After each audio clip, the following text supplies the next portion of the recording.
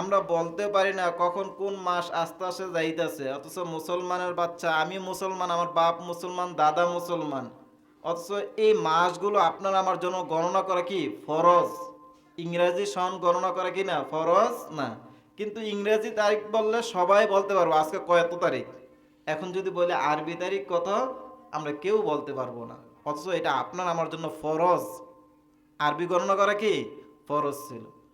তো যাই হোক, এই চাঁদ অনুযায়ী এখন যে চাঁদরা চলতেছে এটা হলো রজব মাস।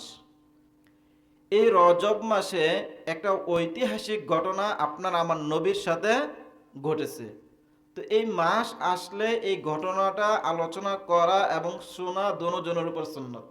বক্তার জন্য বলা সুন্নত, শ্রোতার জন্য শোনা কি সুন্নত। এই ঘটনাটা ঘটছে রজব মাসের ২৬ তারিখ গিয়ে ২৭ তারিখ আসবে, মধ্যবর্তী গিয়ে যে রাতরা, এই রাত্রির মধ্যে কি গেছে ঘটনাটা ঘটেছে, এটাকে বলা হয় মেরাজ। এই ঘটনার নাম কি আপনারা শুনছেন না মেরাজের কথা? এই মেরাজের ঘটনা কি গেছিলে, এই ২৬তম দিন গিয়া ২৭তম দিন আসার মধ্যবর্তী যে রাত্রটা, এই রাত্রের মধ্যে গিয়েছে এই মেরাজের ঘটনাটা ঘটেছে। এই মেরাজটা আবার দুইভাবে বিভক্ত, একটা হলো ইসরা, আরেকটা হলো মেরাজ। ইসরা কাকে বলা হয়? যেটা জমিনে ভ্রমণ। আমরা এখান থেকে পঞ্চবটে যাই, কিভাবে যাই? জমিন দেওয়া যায় না, জমিনে ভ্রমণ। আবার যদি আমরা সৌদি যাই তখন কিভাবে যাই? বিমান দেওয়া যাই, আকাশ পথে। এই যেটা জমিন দিয়ে এটাকে বলা হয় ইসরা, আর যেটা আকাশ পথে এটাকে বলা হয় মেরাজ। তো রসুল সাল্লাল্লাহু আলাইহি সাল্লাম কি করছেন, যে বাইতুল্লাহ থেকে বাইতুল মুকাদ্দাস পর্যন্ত জমিন দিয়ে গেছেন, এটাকে বলা হয় ইসরা। আর বাইতুল মুকাদ্দাস থেকে আরশে আজিম পর্যন্ত রসুল সাল্লাল্লাহু আলাইহি সাল্লাম গেছেন, এটাকে বলা হয় মেরাজ। তো সর্বপ্রথম আমরা ইসরার আলোচনা শুনব, তারপর হলো মেরাজ। এর আগে এই মেরাজটা কেন সংগঠিত হয়েছে, মেরাজ হওয়ার কারণ কি কি বলেন? আপনার আমার বাড়িতে কোনো একটা কারণ ঘটলে তো একটা হয়, মেয়ে বিবাহ দেন কেন? যে অল্প কয়েকদিন মধ্যে মেয়ে যে কোনো একটা দুর্ঘটনা ঘটাই দিতে পারে, এই ভয়ে আপনি মেয়ে বিয়ে দিই, তাই না? বাড়িতে একটা বিল্ডিং তুলি কেন? যে বাড়িতে বিল্ডিং না তুললে থাকতে পারবো না, মেহমান জায়গা দিতে পারবো না। তো এই যে একটা ঘটনা ঘটছে, এর একটা কি আছে প্রেক্ষাপট, একটা কারণ আছে। কারণটা কি? কোরআনের মধ্যে বলেন যে আপনার আমার নবী সাল্লাল্লাহু আলাইহি সাল্লাম যখন আরবের মধ্যে আসেন, তখন আরবের মানুষগুলো গুনাহ করতে করতে তাদের সব কিছু অন্ধকার করে ফেলছিল। মানে আরবের মানুষ দিন বলতে কি জিনিস এটা জানতো না, কোরআন কি জিনিস জানতো না, আল্লাহ কি জিনিস এটা তারা জানতো না। তো আল্লাহ তাআলা কি করলেন, তাদেরকে হেদায়েত দেওয়ার জন্য, আল্লাহ চিনার জন্য, জাহান্নাম থেকে মুক্তি দিয়ে জান্নাতের রাস্তা দেখানোর জন্য আপনার আমার নবীকে দুনিয়াতে প্রেরণ করছে। আল্লাহ কোরআনের মধ্যে বলেন, জুলুমাতুম বা'দুহা ফাওকা বা'দিন ইযা আখরাজা ইয়াদাহু লাম ইয়াকাদ ইয়ারাহা ওয়া মান লাম ইয়াজআলিল্লাহু লাহু নূরান ফামা লাহু মিন নূর। আল্লাহ বলেন, অন্ধকারের উপর অন্ধকার, এমন অন্ধকার বান্দা যখন তোমার হাতরা তুমি সামনে বাড়ায় দাও, অন্ধকারের কারণে তোমার হাতরাও তুমি দেখতে পাও না। আল্লাহ বলেন, আমি আল্লাহ যাকে হেদায়েত না দেই তাকে কেউ হেদায়েত দিতে পারে না, আর আমি আল্লাহ যাকে হেদায়েত দেই তাকে কেউ গুমরা করতে পারে না। তো এরকম অন্ধকার, মানুষ গুনাহ করতে করতে পুরো পৃথিবীটা অন্ধকার করে ফেলছিলেন। যে জান্নাতে যে যাইবে এই রাস্তাটা মানুষ দেখতো না। ওই সময় আপনার আমার নবীকে হেদায়েতের বাতি স্বরূপ আল্লাহ তাআলা এই কোরআন দিয়ে তাদের মাঝে প্রেরণ করছেন, যাতে করে তারা কি করতে পারে, জাহান্নামের রাস্তা ছেড়ে জান্নাতে যাইতে পারে। আপনার আমার নবী এসে যখন তাদেরকে এক আল্লাহর দাওয়াত দেওয়া শুরু করলেন, মানুষদেরকে বললেন, ইয়া আইয়ুহান নাস কুলু লা ইলাহা ইল্লাল্লাহ তুফলিহু। হে মক্কার মানুষ, তোমরা এক আল্লাহর সাক্ষী দাও, তোমরা মূর্তির পূজা ছেড়ে দাও, দেব দেবীদের পূজা ছেড়ে দাও, আর এক আল্লাহর গোলামি করো, তাহলে তোমরা সফল কাম হয়ে যাইবা। যখন আপনার আমার নবী তাদেরকে এসে এক আল্লাহর গোলামি করার দাওয়াত দিলেন, আর মূর্তির অক্ষমতা তাদেরকে বললেন যে তোমরা যেই মূর্তির গোলামি করো, এই মূর্তি তো নিজেরই উপকার করতে পারে না। কি বলেন, মূর্তি নিজের উপকার করতে পারে? হ্যাঁ, এর উপর যদি মাছি এসে বসে তাড়াইতে পারে? হ্যাঁ, বানর বিচ্ছু সাপ বিচ্ছু যদি এসে তাকে কেটে ফেলে, সে নিজেকে আত্মরক্ষা করতে পারে? আত্মরক্ষা করতে পারে না। তো আপনার আমার নবী যখন মানুষদেরকে এক আল্লাহর দাওয়াত দিলেন আর মূর্তিদের অক্ষমতা কথা তাদের সামনে তুলে ধরলেন, তখনই মক্কার কাফের বেঈমানরা আপনার আমার নবীর শত্রু হয়ে গেছে। তারা বলতেছে, হায় হায়, মোহাম্মদ আমাদের খোদার বিরুদ্ধে কথা বলে, যেই মোহাম্মদ আমাদের মূর্তির বিরুদ্ধে কথা বলে, এই মোহাম্মদের পক্ষে আমরা নাই। এখন মোহাম্মদকে যেই কোনো মূল্যে মোহাম্মদকে হত্যা করতে হবে, বলে না নাউজুবিল্লাহ। কিন্তু আপনার আমার নবীকে হত্যা করার জন্য তারা অনেক চেষ্টা করছে, কোনো চেষ্টাই সফল হয় নাই। কেন? কারণ আপনার আমার নবীর একজন চাচা ছিল আবু তালেব, যদিও উনি মুসলমান হয় নাই। কি বলেন, চাচার সামনে বাতিজাকে মারতে দিবে কোনো চাচায়? হ্যাঁ, উনি মুসলমান হয় নাই, কিন্তু বাতিজা তো রক্তের বাতিজা, রক্তের জিনিস। তো এই জন্য আবার আবু তালেব ছিলেন এলাকার বড় সর্দার। তো উনি বলে দিছে, আমার বাতিজা যা মন চা তা করবে, কেউ আমার বাতিজাকে আমি বাচ্চা থাকতে কিছু করতে পারবে না। তো আবু তালেবের কারণে মক্কার কাফের বেঈমানরা আপনার আমার নবীর উপর সরাসরি অ্যাটাক করতে পারতো না, দূর থেকে বিভিন্নভাবে কষ্ট দিত। এই কষ্ট পাইয়া যখন আপনার আমার নবী ঘরের মধ্যে যাইতেন, তখন ওনার বিবি যে খাদিজা রাদিয়াল্লাহু তাআলা আনহা আছে, উনি সান্ত্বনার বাণী শোনাইতেন। কি বলেন, সারাদিন কাজ করে যখন ঘরের মধ্যে যাই, আপনার আমার বিবি যদি আপনার সাথে একটু ভালো ব্যবহার করে, এক গ্লাস পানি না দেয়, হ্যাঁ, একটু বাতাস করে, আর এই যে সারাদিন অক্লান্ত পরিশ্রম করছি, এগুলো মনে থাকে? সব ভুলে যায় না? তো আপনার আমার নবী যখন কাফের বেঈমানদের এত গালিগালাজ খাইয়া যখন ঘরে ঢুকতেন, তখন খাদিজা রাদিয়াল্লাহু তাআলা আনহা রসুলকে সান্ত্বনার বাণী শোনাইতেন। ওই সান্ত্বনার বাণী শোনার মাত্র রসুল সাল্লাল্লাহু আলাইহি সাল্লাম সমস্ত কষ্ট ভুলে যাইতেন। কিন্তু আপনার আমার নবীর বয়স যখন 50 বছর হইল, ওই সময় আল্লাহ তাআলা আবু তালেবকে উঠে নিলেন। এমনকি ওনার যে বিবি সান্ত্বনার বাণী শোনাইতেন, ওই বিবিকেও আল্লাহ তাআলা উঠে নিয়েছেন। যখন দুজন মারা গেছে, এখন তো রসুলকে বাহিরে যে ঘাট দেওয়ার মতন কেউ নাই, ঘরও সান্ত্বনার বাণী শোনানোর মতন কেউ নাই। কাফের বেঈমানরা ভাবলো, এতদিন তো আবু তালেবের কারণে মোহাম্মদকে আমরা কষ্ট দিতে পারি নাই, এখন যেহেতু আবু তালেব নাই, তাহলে এখন মোহাম্মদকে আমরা সরাসরি কষ্ট দিতে পারবো। এই ভেবে মক্কার কাফের বেঈমানরা আপনার আমার নবীর উপর ঝাঁপাইয়া পড়লেন নবীকে কষ্ট দেওয়ার জন্য। নবী তাদের কষ্ট সহ্য করতে না পেরে মক্কা ছেড়ে তায়েফের ময়দানে চলে গেছেন। তায়েফে গিয়া তাদেরকে দাওয়াত দিলেন, হে তায়েফের মানুষ, তোমরা বলো আল্লাহ এক, তোমরা এক আল্লাহর প্রতি ঈমান আনো। কিন্তু তায়েফের মানুষও আল্লাহর নবীর কথা বিশ্বাস করলো না।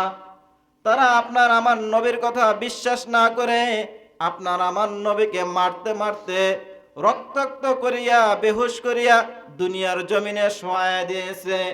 আপনার আমার নবী তায়েফও জায়গা নাই, মক্কার মধ্যেও জায়গা নাই। এখন আপনার আমার নবী কই যাইবে? কেউ সান্ত্বনার বাণী শুনাইবে, এরকম লোক দুনিয়ার মধ্যে একটাও নাই। তখন আল্লাহর নবী আল্লাহকে ডাক দেন, আল্লাহ, আপনি আমাকে কার হাতে ছেড়ে দিয়েছেন? এখন তো আমার চাচা আবু তালেব দুনিয়ার মধ্যে নাই, যে উনি ঘরের বাহিরে আমাকে সান্ত্বনার বাণী শোনাইবে। আমার বিবি খাদিজা, উনিও বেঁচে নাই, যে ঘরে গেলে উনি আমাকে সান্ত্বনার বাণী শোনাবে। আল্লাহ, এখন আমাকে কে সান্ত্বনার বাণী শোনাবে? আল্লাহ তাআলা আরশ থেকে আপনার আমার নবীকে ডাক দে, বলেন, বন্ধু, তোমার চাচা সান্ত্বনার বাণী শোনাইলে বার কতটুক শোনাইছে? তোমার বিবি সান্ত্বনার বাণী শুনাইলে বা আর কতটুক শুনাইছে ভালো করিয়া শুনিয়া রাখো বন্ধু। এখন আমি তোমাকে দুনিয়ার জমিন থেকে আরশে আজিমে নিয়ে আসবো, নিয়ে এসে আমি আল্লাহ তোমাকে সান্ত্বনার বাণী শোনাইব। আল্লাহ নবীকে সান্ত্বনার বাণী শোনানোর জন্য গিয়েছেন, মেরাজ সংগঠিত করছেন। এটা হলো এক নাম্বার কারণ। আরেকটা কারণ আছে। আরেকটা কারণ কি, আপনার আমার নবী যখন ছোট ছিলেন, নবীর জন্মের আগেই নবীর পিতা মারা গেছে। তো এখন নবী যখন এক দুইটা হাঁটা কাক দিতে পারেন, এমন সময় নবীজির মা আমেনা নবীজির দিকে তাকায় তাকায় বলতেছে, মোহাম্মদ তুমি তো জন্ম হইলা, নতুন হাঁটা শিখছ। যখন নতুন হাঁটা শিখে সন্তান, বাপেরা অনেক খুশি হয়। বাপেরা পোলার আঙ্গুলে ধৈরা ধৈরা, হাত ধৈরা ধৈরা এলাকার চতুর্পাশে হাঁটা, কি বলেন, আমরা হাঁটাইছি না? হ্যাঁ, কিন্তু তোমার তো বাবা নাই, তুমি তো অনেক পোড়া কপাল, তোমার বাবা নাই। তোমার বাবা যদি থাকতো, তুমি সুন্দর নতুন হাঁটা শিখছো, তোমার বাপে খুশিতে আত্মহারা হয়ে যাইত, তোমাকে মদিনার এই শহর ওই শহর নিয়ে যাইত, তোমাকে এই মেলা ওই মেলা ঘুরাইতে নিয়ে যাইত। কে বলতেছে? আমেনা আপনার আমার নবী শিশু নবীর দিকে তাকায় তাকায় বলতেছে। শুনতেছেন কে? আল্লাহ শুনতেছেন। আল্লাহ আরশ থেকে আমেনাকে ডাক দিলেন, ও আমেনা তুমি এটা কি বললা? তোমার স্বামী আব্দুল্লাহ যদি বেঁচে থাকতো, মোহাম্মদকে কতটুক ঘুরাইতো, মক্কা শহর, সুরা আরব কান্ট্রি, অনারব কান্ট্রি। না না, সময় হইতে দাও, আমি আল্লাহ আমার বন্ধুর হাত ধরে আরব কান্ট্রি নয়, অনারব কান্ট্রি নয়, 7 পৃথিবী নয়, 7 জমিন নয়, 7 পৃথিবী, 7 জমিন, আসমান জমিন, জান্নাত জাহান্নাম, লৌহ কলম, আরশ কুরসি, পুরা পৃথিবীটা, পুরা কায়নাত আমি ঘুরাইয়া, আমি আল্লাহর পাশে বসাইয়া বন্ধু বন্ধুর সাথে মন ভরে প্রাণ ভরে কথা কইয়া তারপর তোমার সন্তানকে আবার তোমার কোলে ফেরত দিয়ে দিব। এই যে আমেনার সাথে আল্লাহ একটা ওয়াদাবদ্ধ হয়েছিল যে তোমার সন্তান যখন বড় হবে পুরা পৃথিবী জান্নাত জাহান্নাম আমি ঘুরাইব, ওই কথার প্রেক্ষিতে আল্লাহ তাআলা কি করেছেন? মেরাজ ঘটাইছেন। এটা গেল প্রেক্ষাপট, শানে নজুল। এবার আসেন, এই মেরাজের সূচনা কোথায় থেকে হয়েছে? আপনার আমার নবী 26তম দিন গিয়ে 27তম দিন শুরু হবে, এই সময় ওনার চাচাতো বোন উম্মে হানির ঘরে ঘুমায় রয়েছেন রাত্রের বেলা। এমন সময় জিব্রাইল আলাইহিস সালাতু ওয়াস সালাম আর মিকাইল আলাইহিস সালাতু ওয়াস সালাম ঘরের ছাদ ফাটাইয়া বরাবর ঘরের মধ্যে প্রবেশ করছেন। যখনই ওনারা ঘরে প্রবেশ করলেন, অটোমেটিক আবার ছাদ জোড়া লেগে গেছে। সুবহানাল্লাহ। জিব্রাইল আলাইহিস সালাতু ওয়াস সালাম এসে আপনার আমার নবীকে ঘুম থেকে জাগাইলেন। ইয়া রাসূলুল্লাহ, ইয়া হাবিবাল্লাহ, এখন আর ঘুমের সময় নয়, আল্লাহ তাআলা আপনার সাথে সাক্ষাৎ করার অপেক্ষা বসে আছেন, চলেন আমাদের সাথে। এই কথা বলিয়া আপনার আমার নবীকে ঘর থেকে বের করলেন, কাবা শরীফের সামনে নিয়ে আপনার আমার নবীকে শোয়াইয়া দিলেন। শোয়াইয়া জিব্রাইল আলাইহিস সালাতু ওয়াস সালামের শাহাদাতের আঙ্গুল দ্বারা নবীজির এই সিনা থেকে নাভি পর্যন্ত একটা টান দিলেন। টান দেওয়ার মাত্র আপনার আমার নবীর সিনাটা 2 ভাগ হয়ে গেছে। নবীর সিনা কি হয়ে গেছে? 2 ভাগ হয়ে গেছে। আল্লাহর হাবিব বলেন, যখন আমার সিনাটা 2 ভাগ করলেন, এমন সময় আমি তাকায় দেখি যে 2টা পেয়ালা আনলেন। একটা পেয়ালার মধ্যে জমজমের পানি, আরেকটা পেয়ালার মধ্যে ঈমান আর হিকমত। আল্লাহর হাবিব বলেন, জিব্রাইল আলাইহিস সালাতু ওয়াস সালাম আমার সিনাটা ফেরে আমার ভিতর থেকে কলবগুলো বের করিয়া জমজমের পানি দ্বারা সুন্দর মতন ধৌত করলেন। ধৌত করিয়া আমার কলবটাকে আবার আগের জায়গায় রাখলেন। সাথে ওই যে দ্বিতীয় পেয়ালার মধ্যে ঈমান আর হিকমত, এইগুলো আমার ভিতরে ঢুকাইয়া 2টা সিনাকে একটা চাপ দিলেন। চাপ দেওয়ার মাত্রই আমার সিনাটা ফারার পূর্বে যেরকম ভালো ছিল আবার ওরকম ভালো হয়ে যাবেন না। সুবহানাল্লাহ। কোন সিলাইয়ের প্রয়োজন হয় না। কি বলেন? আমাদের হাত কেটে গেলে সিলাই করতে হয় না, কিন্তু নবীর কি করতে হয় না? সিলাই করতে হয় নাই। জিব্রাইল ডাক্কা দিছে, আবার আগের মতন হয়ে গেছে। আল্লাহর হাবিব বলেন, যখন আমার সক্কা সদর সিনা চাকের কাজ শেষ, এমন সময় তাকায় দেখি জান্নাত থেকে দামি একটা বোরাক বাহন আমার সামনে নিয়ে আসছে। আসার পর জিবরাইল আলাইহিস সালাম বলতেছেন, ইয়া রাসূলুল্লাহ, দেরি করেন না, আপনি তাড়াতাড়ি এই বোরাকের উপরে উঠেন, এই বোরাক আপনাকে আল্লাহর কাছে নিয়ে যাইবে। আল্লাহর হাবিব সাল্লাল্লাহু আলাইহি সাল্লাম বোরাকে উঠতে ইতস্ত বোধ করতেছেন। একবার সামনে পাটা দেয়, আবার পাটা নামাইলা, পাটা দেয়, আবার নামায় ফেলে। আল্লাহ তাআলা আরশ আজিম থেকে ডাক দিলেন, জিবরাইল, আমার নবী মুহাম্মদুর রাসূলুল্লাহ সাল্লাল্লাহু আলাইহি সাল্লামকে জিজ্ঞাসা করো, সে বোরাকের মধ্যে পা রাখতে ইতস্তবোধ কেন করতেছে? যখন জিবরাইল আপনার আমার নবীকে জিজ্ঞাসা করলেন, ইয়া রাসূলুল্লাহ, ইয়া হাবিবাল্লাহ, আপনি এরকম করতেছেন কেন? আপনি তো আল্লাহর সাথে দেখা করতে যাবেন, আপনি তো আনন্দে আত্মহারা হওয়ার কথা ছিল। আপনার আমার নবী বলেন, ভাই জিবরাইল, আল্লাহ তো খুশি হইয়া আমাকে জান্নাতের সবচেয়ে দামি বাহন, জান্নাতের সবচেয়ে দামি বোরাকটা আমাকে দিছে, কিন্তু আমি তো আমার গুনাহগার উম্মতের কথা ভাবতেছি যে হাসরের ময়দানে ফুল সিরাতের রাস্তা, আমার উম্মতরা গুনার বোঝা নিয়ে ফুল সিরাতের রাস্তা পার হইবে, যে ফুল সিরাতের রাস্তাটা 50,000 বছরের চাইতে আরো বেশি হবে।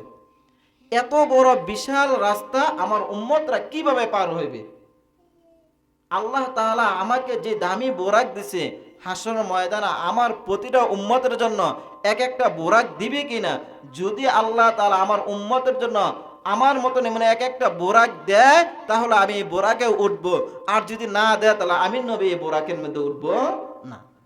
আল্লাহ তাআলা আরশ থেকে ডাক দিলেন, ইয়া রাসূলুল্লাহ, ইয়া হাবিবাল্লাহ, ও আমার বন্ধু, আপনি এটা কি বললেন? আপনি যদি আপনার উম্মতের যদি আমি বোরাক না দেই, আপনি বোরাক উঠবেন না।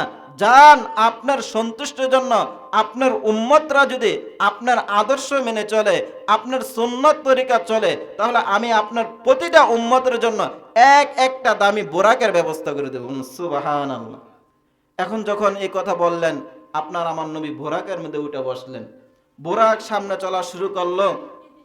কিছু দূর যাওয়ার পর জিবরাইল আলাইহিস সালাম আপনার আমার নবীকে ডাক দিয়ে বলতেছেন, ইয়া রাসূলুল্লাহ, সাল্লি হুনা রাকাতাইন। ইয়া রাসূলুল্লাহ, আপনি এখানে নামেন, এই জায়গার মধ্যে 2 রাকাত নামাজ আদায় করেন। আল্লাহর হাবিব বলেন, আমি যে বোরাক থেকে একটা জমিনের মধ্যে নামলাম, নেমে দেখি চতুর্দিকে শুধু খেজুর, খেজুর গাছ আর খেজুর গাছ, আর কিছুই দেখা যায় না। আমি এখানে 2 রাকাত নামাজ পড়লাম। নামাজ পড়ার পর জিবরাইল বলতেছে, ইয়া রাসূলুল্লাহ, আপনি এই জায়গাটা চিনেন? আমি বললাম, না, এই জায়গা তো আমি চিনি না। জিবরাইল আলাইহিস সালাম বলেন, ইয়া রাসূলুল্লাহ, এই জায়গার নাম হলো ইয়াসরিব। কিছুদিন পর আপনি মক্কার কাফের বেঈমানদের কারণে নিজের মাতৃভূমি ছেড়ে আপনি এই এলাকা আগমন করবেন। যখনই আপনি আগমন করবেন, তখন আপনার কুদরতি পায় এই এলাকা পড়ার পর, আপনার বরকতময় পায় এই এলাকা পড়ার পর, এই এলাকার নাম হয়ে যাবে মদিনাতুর রাসূল সাল্লাল্লাহু আলাইহি সাল্লাম। মদিনার আগের নাম কি ছিল?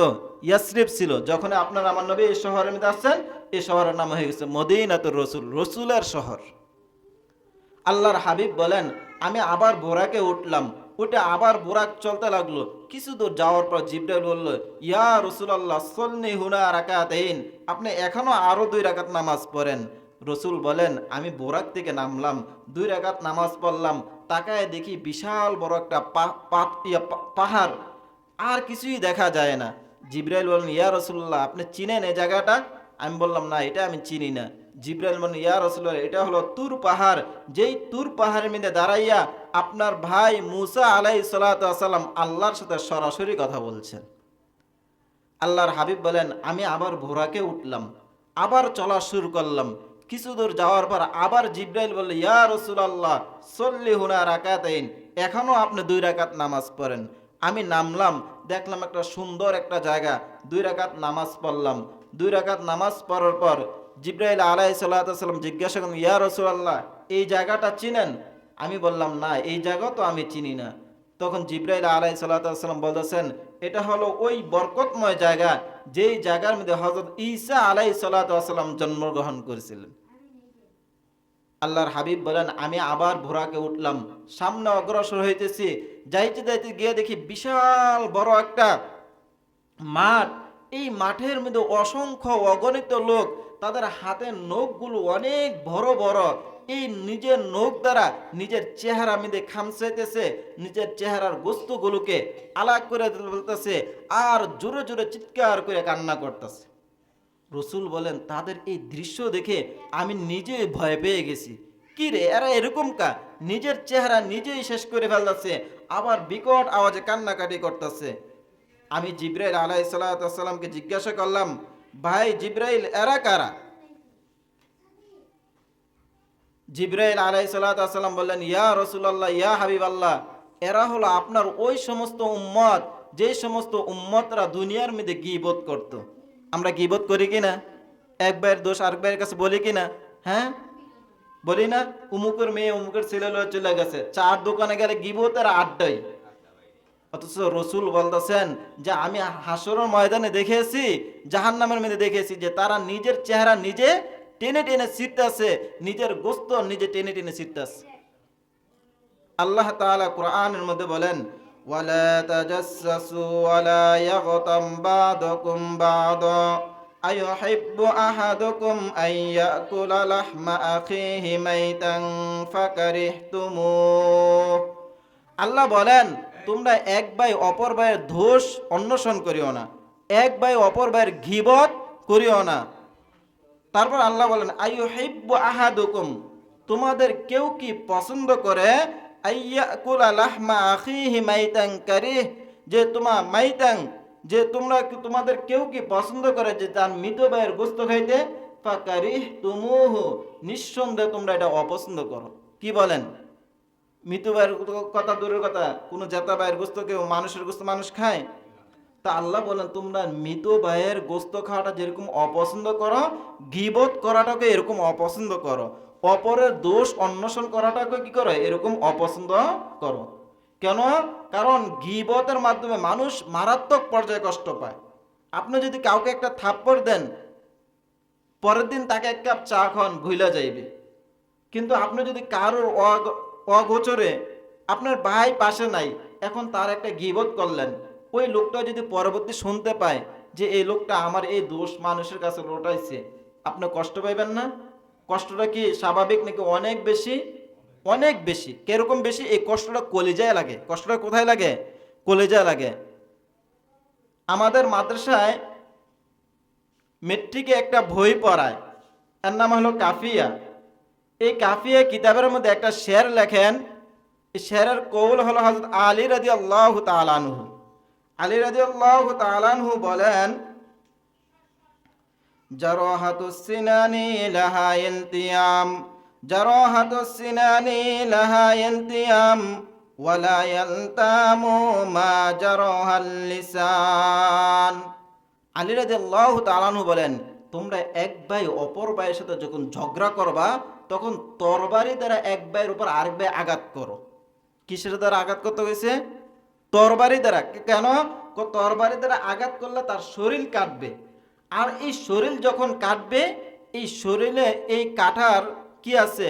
দুনিয়ার মধ্যে মেডিসিন আছে, ওষুধ আছে। ওষুধ লাগাইলে, সিলাই করলে একদিন এই কাটা কি হয়ে যাবে? ভালো হয়ে যাবে। কিন্তু এক ভাই অপর ভাইয়ের সাথে যখন ঝগড়া করা, তখন জিহ্বা দ্বারা কারো কলিজা আঘাত করিও না। কি বলছে? জিহ্বা দ্বারা কারো কলিজা আঘাত করো না। কারণ কলিজা জখম হলে কলিজা ভালো করার মতন মেডিসিন পৃথিবীর জমিনে নাই। কি বলেন, আছে? কলিজার মধ্যে মেডিসিন লাগাইতে পারেন, ওষুধ আছে? ওষুধ নাই। এই জন্য আলী রাদিয়াল্লাহু আনহু বলছে, তোমরা এক ভাই আরেক ভাইকে হাতে মারো, তরবারি দ্বারা আঘাত করো, চাবুক দ্বারা মারো, লাঠি দ্বারা মারো, তবে জিহ্বা দ্বারা তার কলিজা আঘাত দিও না। কারণ এটা অনেক কষ্টের জিনিস। তাহলে আমরা এক নাম্বার জানতে পারলাম, যারা গীবত করবে তাদের সাজা কি হবে? অনেক ভয়ঙ্কর হবে। আল্লাহর হাবিব বলেন, কিছু দূর যাওয়ার পর আমি দেখলাম বিশাল বড় একটা রক্তের সাগর। এই রক্তের সাগরে একদল মানুষ হাবুডুবু খাইতেছে। হাবুডুবু খাইতে খাইতে যখন তারা সাগরের পাড়ে আসে, এই সাগরের পাড়ে এসে সাগর থেকে উঠে যাইবে, এমন সময় তাকায় দেখি আরেক দল লোক বিশাল বড় বড় পাথর নিয়ে তাদের মাথার উপরে মারে। যখন তাদের মাথার উপর পাথরটা মারে, মারার মাত্রই তারা আবার ওই সাগরের মাঝখানে চলে যায়। সাগরের মাঝখান থেকে সাঁতার কাটতে কাটতে যখন আবার কিনারা আসে, আবার তাদের মাথার উপর পাথর মারে, মারলেই আবার তারা শেষে ওই সাগরের মাঝখানে চলে যায়। আল্লাহর হাবিব বলেন, ভাই জিব্রাইল এরা কারা, তাদেরকে এরকম সাজা কেন দেওয়া হইতেছে?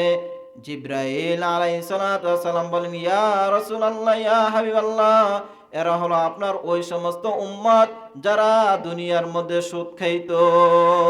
যারা দুনিয়ার মধ্যে কি খাইতো? সুদ খাইতো। খায় কিনা আমাদের দেশে? হ্যাঁ।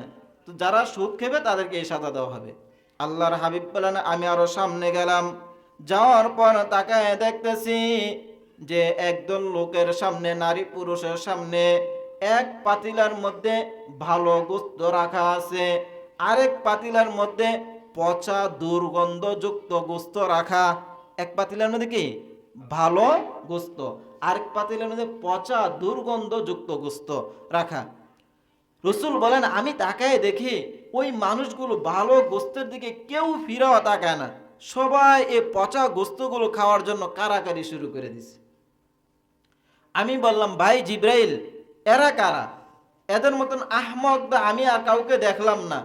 ভালো গোস্ত দিয়ে পচা গোস্ত দিকে তারা কেন পারাপারি করতেছে?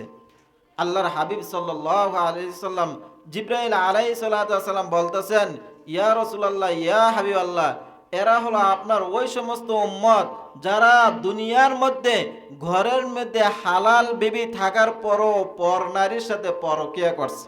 আছে কি না? হ্যাঁ, ঘরের মধ্যে হালাল স্ত্রী আছে, তারপরে কি করে? অন্য নারীর সাথে গিয়া পরকিয়া করে। রসুল বলেন, ঘরের মধ্যে হালাল স্বামী আছে, হালাল স্বামী থাকার পরও কি করে? অন্য স্বামীর সাথে, অন্য ছেলের সাথে পরকিয়া করে। আল্লাহর হাবিব বলেন, জিব্রাইল আলাইহিস সালাতু ওয়াস সালাম বলেন, ইয়া রাসূলুল্লাহ, আপনার যেই সমস্ত উম্মতরা পরকিয়া করবে তাদেরকে কিয়ামত পর্যন্ত এইভাবে সাজা দেওয়া হবে। আল্লাহর হাবিব বলেন, আমি আরো সামনে অগ্রসর হইলাম, গিয়া দেখি বিশাল বড় একটা আগুনের কুণ্ডলী। এই আগুনের কুণ্ডলীর মধ্যে আগুন ধাও ধাও করিয়া জ্বলতেছে। এর মধ্যে তাকায় দেখি আগুনের মাঝখানে কি যেন একবার উপরে উঠে আবার নিচে নামে। রসুল বলেন, আমি সামনে গিয়ে উকি দিয়া তাকায় দেখলাম, তাকায় দেখি একদল নারী পুরুষ, উলঙ্গ নারী পুরুষ, তারা উপরে উঠে আবার নিচে নামে। আর তাকায় দেখি ওই উলঙ্গ নারী পুরুষের লজ্জাস্থানের মধ্যে বিষাক্ত পোকা, বিষাক্ত সাপ কামড়াইতেছে, আর তারা বিকট আওয়াজ দিয়ে দিয়ে কান্না করতেছে।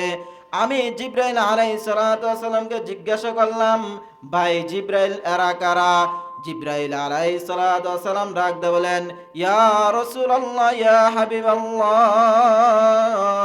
এরা হলো আপনার ওই সমস্ত উম্মত যারা দুনিয়ার মধ্যে জিনা ব্যভিচার করত। দুনিয়ার মধ্যে কি হতো? জিনা ব্যভিচার করত। রসুল বলেন, এরা হলো আপনার ওই সমস্ত উম্মত। আল্লাহর হাবিব বলেন, আমি আরো সামনে গেলাম, সামনে যাওয়ার পর আমি তাকায় দেখতেছি একদল লোক জাহান্নামের গরম গরম যে পাথরগুলো, এই পাথরগুলো গলার মধ্যে দেয়, কাঁটাযুক্ত খাবারগুলো গলার মধ্যে দেয়, মুখের মধ্যে দেয়। এই খাবারগুলো তাদের গলার মধ্যে গিয়ে আটকায়, নিচেও নামে না, বেরও করতে পারে না। আমি বললাম, ভাই জিব্রাইল, এরা কারা? এদেরকে এত কষ্ট কেন দেওয়া হইতেছে? জিব্রাইল আলাইহিস সালাতু ওয়াস সালাম ডাক দিয়ে বলেন, ইয়া রাসূলুল্লাহ, ইয়া হাবিবাল্লাহ, এরা হলো আপনার ওই সমস্ত উম্মত যারা দুনিয়ার মধ্যে অনেক টাকা পয়সার মালিক ছিল, অনেক ধনী ছিল, ঠিক মতো যাকাত দিত না। যাকাত দিত কিন্তু তার প্রতিবেশী অসহায় অনেক গরিব মানুষ ছিল, নিজে বড় লোক, তার আরেকটা মার পেটের আরেকটা ভাই গরিব। আছে কিনা সমাজে? হ্যাঁ, এক ভাই অনেক বড় লোক, আরেক ভাই একদম অসহায়।